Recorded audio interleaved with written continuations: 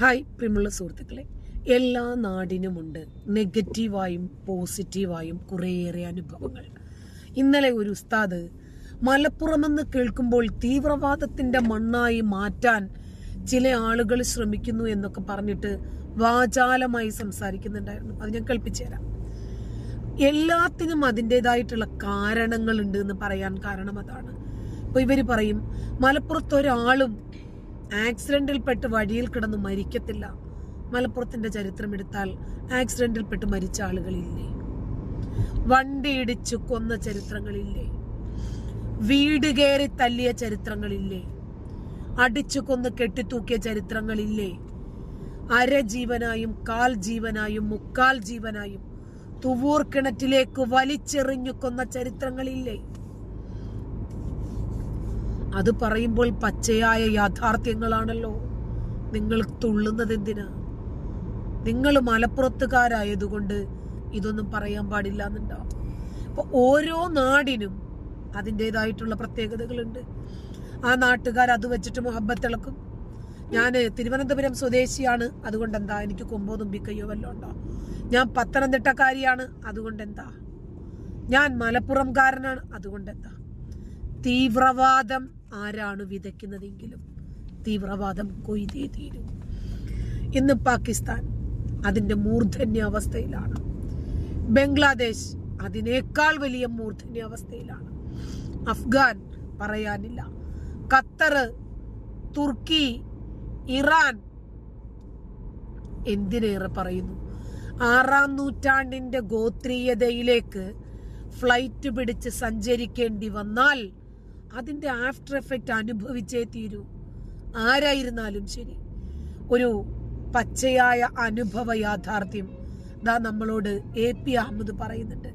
അദ്ദേഹം പ്രസംഗിക്കാൻ പോയ ഒരു സദസ്സിലേക്ക് 2 കണ്ണുണ്ട്, പക്ഷെ ഒരു കണ്ണ് മാത്രമേ വർക്കുള്ളൂ.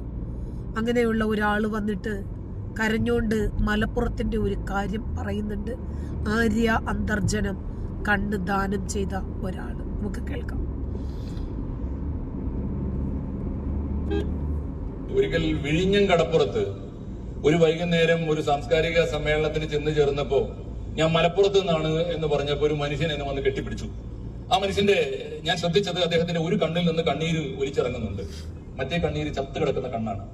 കണ്ണേ ഇല്ല, അല്ലെങ്കിൽ കണ്ണിന്റെ സ്ഥാനത്ത് ഒരു മൃതമായ അവയവമാണ്. ഞാൻ അദ്ദേഹത്തോട് ചോദിച്ചു, അങ്ങ് എന്തിനാണ് കരയുന്നത്? അദ്ദേഹം പറഞ്ഞു, മലപ്പുറം എന്ന് കേട്ടപ്പോൾ ഞാൻ കരഞ്ഞുപോയി. അത് വേറൊന്നുകൊണ്ടുമല്ല മോനെ, എനിക്ക് ജന്മനാ 2 കണ്ണുകൾ ഉണ്ടായിരുന്നില്ല. ഭൂമിയുടെ വെളിച്ചം എന്താണെന്ന് എനിക്ക് അറിയുമായിരുന്നില്ല. എനിക്ക് ഈ വെളിച്ചം തന്നത് മലപ്പുറത്തെ ഒരു മഹതിയാണ്. ആ മഹതിയുടെ പേര് പറഞ്ഞാൽ മോനെ അറിയുമായിരിക്കും. അവരുടെ പേര് ആര്യ അന്തർജനം എന്നാണ്. നവകേരളത്തിന്റെ ശില്പി എന്ന് പിൽക്കാലത്ത് അറിയപ്പെടുന്ന കേരളത്തിന്റെ ആദ്യത്തെ മുഖ്യമന്ത്രി ആദരണീയനായ സഖാവ് EMS നമ്പൂതിരിപ്പാടിന്റെ ധർമ്മപത്നിയുടെ പേരാണ് ആര്യ അന്തർജനം. ആര്യ അന്തർജനം മരിക്കുന്ന നേരത്ത് മരണപത്രത്തിൽ ഒപ്പിട്ട് വെച്ചിരുന്നു, എന്റെ 2 കണ്ണുകളും പറിച്ചെടുത്ത് ഭൂമിയിൽ ഏതെങ്കിലും അന്ന് വരെ വെളിച്ചം കണ്ടിട്ടില്ലാത്ത 2 മനുഷ്യന്മാർക്ക് ദാനം ചെയ്യണം. അതിലൊരു കണ്ണ് കിട്ടിയത് വിഴിഞ്ഞം കടപ്പുറത്തെ അബ്ദുൽ ജബ്ബാർ എന്ന മുസൽമാനാണ്. ആ മുസൽമാനാണ് ഒരു കണ്ണുകൊണ്ട് കണ്ണീരൊലിപ്പിച്ച് കരഞ്ഞുകൊണ്ടേയിരുന്നത്. ഞാൻ അന്ന് ഓർത്തു, ദൈവമേ, കണ്ണുകൾക്ക് പെട്ടെന്ന് ഇപ്പോ ഗോപിയേട്ടൻ സംസാരിക്കുമ്പോൾ ബാങ്ക് വിളിച്ചതുപോലെ പെട്ടെന്ന് വിഴിഞ്ഞം പള്ളിയിൽ നിന്ന് ബാങ്ക് വിളിച്ചപ്പോ എന്നെ പെട്ടെന്ന് തട്ടി മാറ്റിയിട്ട് അദ്ദേഹം പള്ളിയിലേക്ക് പോയി. തിരിച്ചു വന്നിട്ട് അദ്ദേഹം പറഞ്ഞു, മാഷ് ഒന്നും വിചാരിക്കരുത്, ഞാൻ കഴിഞ്ഞ കുറെ കാലമായിട്ട് നിസ്കാരം ഒഴിവാക്കാറില്ല. അത് വേറൊന്നുകൊണ്ടുമല്ല, നിസ്കാരത്തിന് ശേഷം എനിക്കൊരു പ്രാർത്ഥനയുണ്ട്. എനിക്ക് വെളിച്ചം തന്നുപോയ ഞാൻ കണ്ടിട്ടില്ലാത്ത ആ മഹതി ഉണ്ടല്ലോ, അവരുടെ പരലോക ശാന്തിക്ക് വേണ്ടി പ്രാർത്ഥിക്കാനാണ് ഞാൻ എല്ലാ ദിവസവും മുടങ്ങാതെ പള്ളിയിൽ പോകുന്നത്.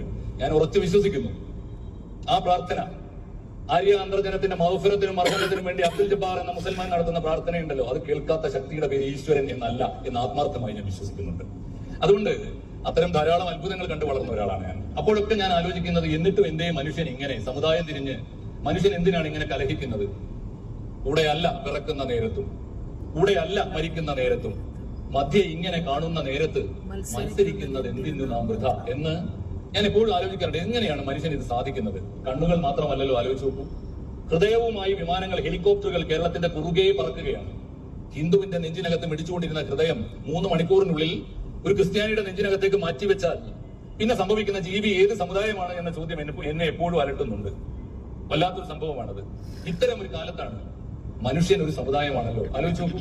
അങ്ങനെ ആലോചിച്ച് നോക്കുമ്പോ ഇങ്ങനെയെല്ലാം മനുഷ്യന്റെ ശരീരത്തിലെ എല്ലാ അവയവങ്ങളും, ഹൃദയം മാറ്റിവെക്കാം, കരള് മുറിച്ച് നടാം, കരള് പറിച്ചു നടാൻ പറ്റും, ദീഹ മാറ്റിവെക്കാൻ പറ്റും, കാൽമുട്ടുകൾ മാറ്റിവെക്കാൻ പറ്റും, വൃക്കകൾ രണ്ടും മാറ്റിവെക്കാൻ പറ്റും. എങ്ങനെ ഒരാൾ മരിക്കുമ്പോൾ 10 പേർക്കെങ്കിലും ജന്മം കൊടുക്കാവുന്ന ഒരു വിചിത്രമായ സാഹചര്യത്തിൽ മനുഷ്യൻ എത്തി നിൽക്കുമ്പോഴും എങ്ങനെയാണ് മനുഷ്യന് സമുദായം പറഞ്ഞ് കലഹിക്കാൻ പറ്റുന്നത് എന്ന ചോദ്യം എന്നെ എപ്പോഴും അലട്ടിക്കൊണ്ടിരിക്കുന്നുണ്ട്.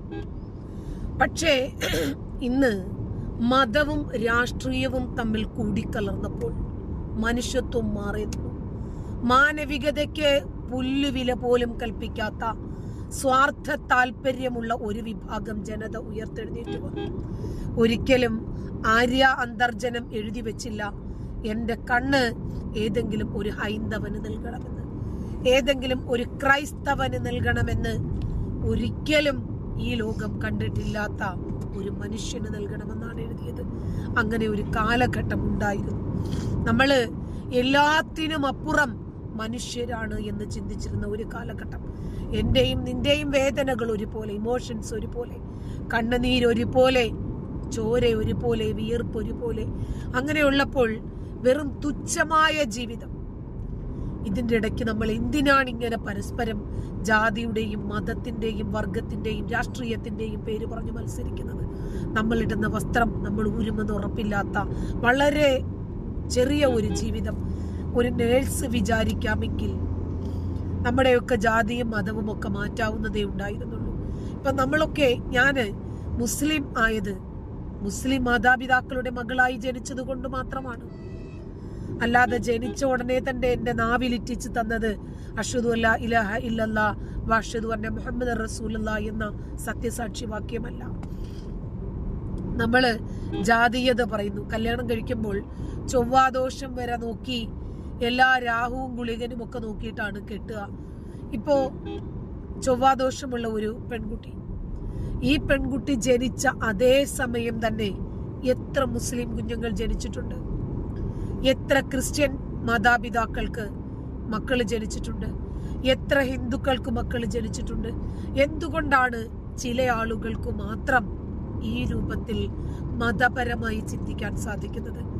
ജാതകം എഴുതുക, ഇതെല്ലാം എല്ലാ വിഷയത്തിലും ജാതിയും മതവും കൂടിക്കലർന്നപ്പോൾ ഈ രൂപത്തിലുണ്ടായി. ഇന്നലെ ഒരു ഉസ്താദ് പറയുന്നുണ്ടായിരുന്നു, മലപ്പുറത്തെ വർഗീയവൽക്കരിച്ചു. മലപ്പുറം സ്വയം വർഗീയവൽക്കരിക്കുക, നമ്മളാരും വർഗീയവൽക്കരിക്കുന്നതല്ല.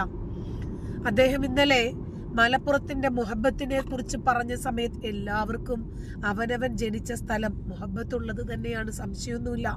പക്ഷേ ഇപ്പോ മതം പോലെ തന്നെയാണ് അതിനകത്തും വരുന്നത്. എന്റെ മതം മാത്രമാണ് ശരിയെന്ന് പറയുന്നതോടൊപ്പം അപരന്റെ മതം മോശമാണ് എന്ന് എണ്ണി പറയുമ്പോൾ സ്വാഭാവികമായും നമ്മുടെ മതത്തിന്റെ മോശത്തരങ്ങൾ അവരും പറയും. അദ്ദേഹം ഇന്നലെ പറയുന്നുണ്ടായിരുന്നു,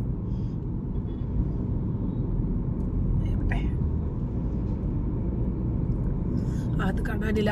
അതായത് മലപ്പുറത്ത് ഏറ്റവും കൂടുതൽ കരിപ്പൂർ പിടിക്കപ്പെടുന്നത് എവിടെയാ? തീവ്രവാദങ്ങൾ പിടിക്കപ്പെടുന്നത്, ഭീകരവാദങ്ങൾ പിടിക്കപ്പെടുന്നത്. കോയമ്പത്തൂരിൽ ഒരു ബോംബ് സ്ഫോടനം നടന്നാലും ബാംഗ്ലൂരിൽ ഒരു ബോംബ് സ്ഫോടനം നടന്നാലും അതിന്റെ തലയിരുന്ന് ആടുന്നത് മലപ്പുറത്തുണ്ടല്ലോ. അത്തരം സംഭവങ്ങൾ എമ്പാടും പിടിച്ചിട്ടില്ലേ? സ്വന്തം മക്കൾക്ക് കുട്ടിയുണ്ടാക്കി കൊടുത്ത പാരമ്പര്യമില്ലേ ആ നാടിന്? പിന്നെ ആ നാടിന്റെ ചില വസ്തുതകൾ പറയുമ്പോൾ നിങ്ങൾക്ക് കൊള്ളുന്നത് എന്തിനാ? നല്ലതാണെങ്കിൽ നല്ലതെന്ന് പറയും, നമ്മൾ അംഗീകരിക്കും. മോശമാണെങ്കിൽ അതും നമ്മൾ അംഗീകരിച്ചേ പറ്റൂ.